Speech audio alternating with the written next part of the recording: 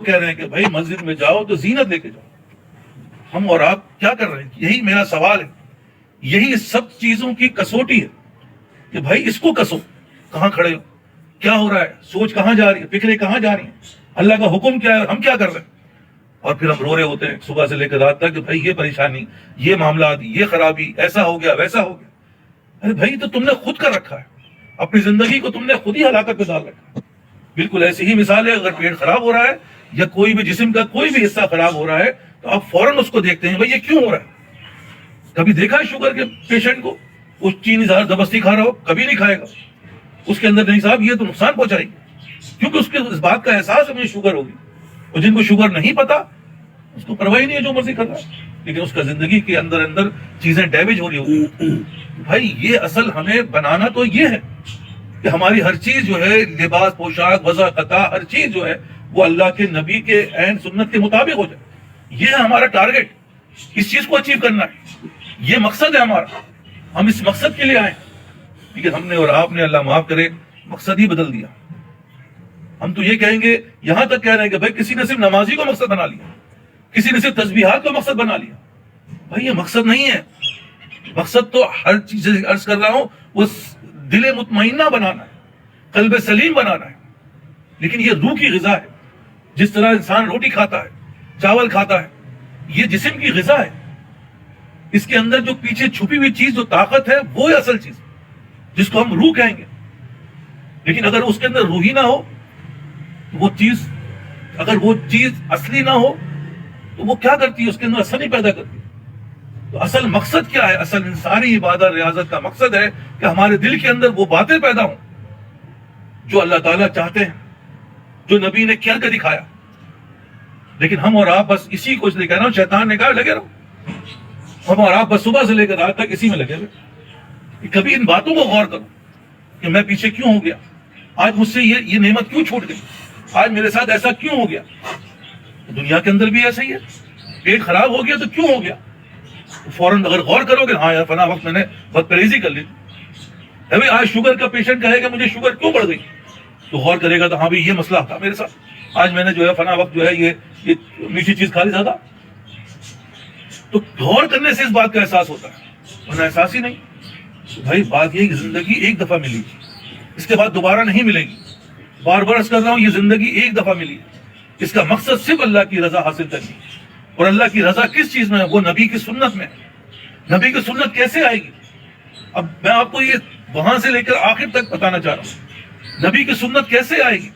وہ اللہ جسے کہتے ہیں نا کہ جس اللہ کی خوشنودی سے آئے گی. جب اللہ کسی سے خوش ہوتا ہے اس کو نبی کی سنت کی توفیق عطا فرماتا ہے. اور اللہ معاف کرے، اللہ جس سے ناراض ہوتا ہے اللہ اس کو اپنے پاس سے دور کر دیتا ہے. وہ نبی کی سنتوں سے محروم ہو جاتا ہے. وہ اللہ کے ذکر سے، اللہ کے فکر سے محروم ہو جاتا ہے. یہ اس کی کسوٹی. لیکن اس کو حاصل کرنے کا طریقہ، جیسے میں نے پہلے بھی عرض کیا، بس وہ ایک ہے. اللہ نے وہ ایک ہی چیز بنائی. میرے دل و دماغ میں ایک بات آئی کہ بھائی، اور یہی بات سننے میں بزرگوں کی سنی ہم نے، کہ بھائی دنیا کے اندر جو سب سے قیمتی چیز ہے وہ ہے ایمان. میں اپنی بات بتا رہا ہوں. اور ایمان کے بعد جو دوسری قیمتی چیز ہے وہ ہے صحبت. میں نے بزرگ سے عرض کیا، ہمارے نصیب اللہ شاہ صاحب سے، کہ حضرت میرے دل میں یہ بات آتی ہے، میں اکثر کہتا ہوں غلط ہے، یہ صحیح ہے، اس کی اصلاح فرما دیں. لیکن بھائی آپ تو یہ کہہ رہے ہیں میرے دل میں جو بات آتی ہے وہ میں بتاؤں. میں نے کہا بتائیے. کہ نا بھائی سب سے افضل چیز صحبت ہے، ایمان اس کے بعد ہے. میں نے کہا حضرت یہ سمجھ میں نہیں آ رہی تھی بات، آپ نے یہ بتا دی. تو بہرحال ایک واقعہ یاد آیا اسی حوالے سے. حضرت محمد شفیع رحمۃ اللہ علیہ تقی عثمانی صاحب دامت برکاتہم، حضرت رفیع عثمانی صاحب کے والد صاحب مفتی اعظم پاکستان رہ چکے ہیں. جس وقت ہندوستان میں تھے، اپنے شیخ کے پاس، اشرف تھانوی رحمۃ اللہ علیہ کے پاس، انہوں نے پوچھا حضرت ایک بات سمجھ میں نہیں آتی، یہ شاعر جو ہوتے ہیں وہ باتوں کو بہت بڑھا کے بتاتے ہیں، غلو کرتے ہیں ہر چیز میں. حضرت اشرف صاحب تھانوی رحمۃ اللہ علیہ نے پوچھا بھائی کیا بات؟ انہوں نے کہا ایک شعر ہے مولانا روم کا کہ ایک صحبت باولیا بہتر 100 سالہ عبادت بے ریا. کچھ لمحے اللہ والوں کی صحبت 100 سال کی بے ریا عبادت سے بہتر.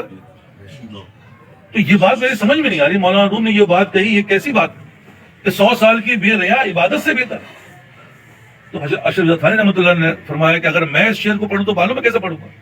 بتائیں کہ ایک ساتھ صحبت باولیہ بہتر از لکھ سالہ عبادت دے رہے ہیں کہ ایک یہ تو کہہ رہے 100 سال، میں کہہ رہا ہوں لاکھ سال کی عبادت سے بہتر ہے کچھ لمحے اللہ والوں کی صحبت. تو وہی بات انہوں نے دہرائی کہ حضرت یہ 100 سال تو میری سمجھ میں نہیں آیا، آپ نے لاکھ سال جوڑ دیا اس کے اندر، یہ تو اور مسئلہ جو ہے پیچیدہ ہو گیا. انہوں نے کہا بھائی نبی صلی اللہ علیہ وسلم کی حدیث ہے کہ جب کوئی بندہ کسی سے اللہ اس کے لیے تعلق پیدا کر لیتا ہے، اللہ والوں سے جب اس کا تعلق ہو جاتا ہے، اللہ اس کو مردود نہیں کرتا، وہ ایمان کی حالت میں مرے گا. یہ نبی کی حدیث ہے، حضرت بیٹھے ہوئے.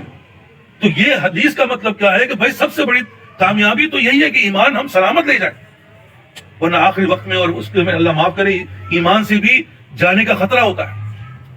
تو بات کیا بات تھی کہ میں نے کہا حضرت یہ بات تو سمجھ میں نہیں آئی میرے کہ ایمان سے پہلے آپ کہہ رہے ایمان سے زیادہ ضروری ہے صحبت. تو نے کہا کہ نبی صلی اللہ علیہ وسلم کی ہمارے تو ایمان مل گیا نا، لیکن جس وقت نبی صلی اللہ علیہ وسلم تھے اس وقت تو کوئی مسلمان نہیں تھا، جب ان کی صحبت میں آیا تو ایمان لے آیا، تو صحبت سے ایمان لایا. تو افضل چیز تو صحبت ہو گئی.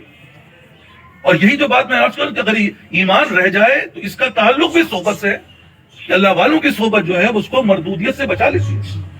تو کہنے کا مقصد کیا ہے کہ بھائی یہ جو چیز ہے صحبت، اس سے بڑی دولت کوئی نہیں، اس سے بڑی چیز کوئی نہیں، کیونکہ صحبت صالح کو جیسے کے ساتھ رہو گے ویسے ہو جاؤ گے. یہ تو ایک عجیب سی معاملہ تھا. اگر ہمیں اللہ والا بننا ہے تو اللہ والوں کی صحبت تو اختیار کرنا پڑے گا، تو ہم اللہ والے بن جائیں گے.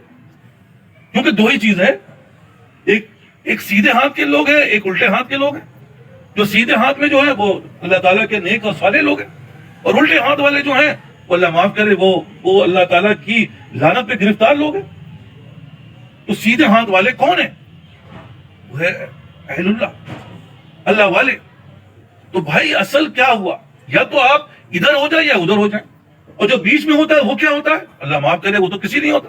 دنیا کے اندر بھی جسے کہتے ہیں بھائی یہ خواجہ سرا تو کسی کام کے نہیں، نہ ہیوں میں نہ شیوں میں. تو بھائی خدا کے لیے جو باتیں عرض کر رہا ہوں اس کو سمجھنا ہے. یا تو میں حزب اللہ میں ہوں یا حزب الشیطان میں ہوں، اور اگر میں دونوں میں نہیں ہوں تو پھر تو اللہ معاف کرے یہ اس سے بڑی خطرناک چیز ہو گئی. تو بھائی یہ ہے اصل تعلق، اس تعلق سے یہ چیز پیدا ہوگی. کیونکہ اصل مغز جو ہے وہ کیا ہے؟ روح ہے. اصل مغز کیا ہے؟ وہ ہوتا ہے اس کا مغز جسے کہتے ہیں کہ بھئی بادام کا اصل خول نہیں ہوتا، اس کا مغز ہوتا ہے. اور اس سے بھی گہرائی میں چلے جاؤ تو مغز سے بھی اعلیٰ چیز ہوتی ہے اس کا تیل، جو مغز کے اندر سے نکلتی ہے. تو کہنے کا مقصد سے بھی یہی ہے کہ بھائی اصل معاملہ یہ، جیسے جیسے ہمیں ہماری صحبت بڑھتی چلی جائے گی ہمارے اندر یہ دل بنتا چلا جاتا ہے. جیسے جیسے یہ دل بنے گا ویسے ویسے ہماری نیتیں بنیں گی، جیسے جیسے نیت بنے گی ویسے ویسے ہمارے اعمال بنیں گے، اور جیسے جیسے اعمال بنیں گے ویسے ویسے اس کا ثمرہ آئے. ثمرہ کیا ہے؟ میں نے کہا نبی کی سنت. یہ سنت ہماری زندگی میں آ جائے، ہر قدم سے پہلے اس بات کا احساس ہو جائے کہ یہ قدم تو اٹھاتا رہا ہوں، میں یہ کہاں رکھ رہا ہوں، اے بھائی یہ بات میں بولتے رہا ہوں، میں کیا بول رہا ہوں، میں یہ عمل کرتے رہا ہوں، میں کیا کر رہا ہوں. بھائی یہ ہے اصل کہ یاد کرنے والی چیزیں کیا یہ تم یاد کرو گے؟ یہ تو ویسے ہی قبر کے سوالات یاد کرنے ہیں. بھائی یہ سوال ہے یاد کرو، ارے یہ یاد کرنے والی چیز تھوڑی ہے، یہ تو خود بخود تمہارے اندر سے نکلے گا، جو ڈالو گے وہی باہر آئے گا.